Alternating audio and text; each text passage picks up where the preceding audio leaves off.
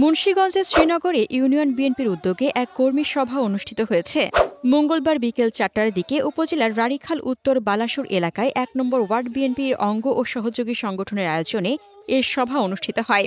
Word বিএনপির সভাপতি শাহেদুল ইসলাম জাবুলের সভাপতিত্বে অনুষ্ঠানে প্রধান অতিথি হিসেবে উপস্থিত ছিলেন মুন্সিগঞ্জ ১ আসনের বিএনপি মনোনীত এমপি প্রার্থী ও জেলা বিএনপির আহ্বায়ক কমিটির সদস্য শেখ মোহাম্মদ আবদুল্লাহ।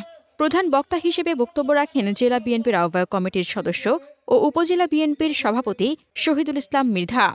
ওয়ার্ড বিএনপির সাধারণ সম্পাদক মাহবুব মোল্লার সঞ্চালনায় বিশেষ অতিথি হিসেবে উপস্থিত ছিলেন জেলা বিএনপির আহ্বায়ক কমিটির সদস্য আব্দুল বাতেন খান শামীম, সাধারণ সম্পাদক হাফিজুল ইসলাম খান এবং উপজেলা বিএনপির উপদেষ্টা মানিক মাতবর।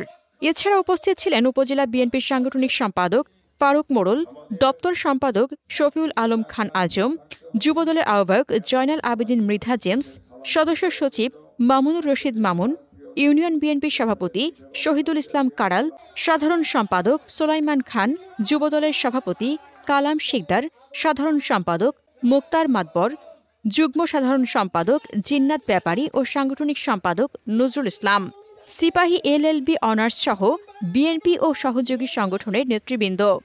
হাসনাতুজ্জাহান হিমু, দৈনিক খোলা চোখ।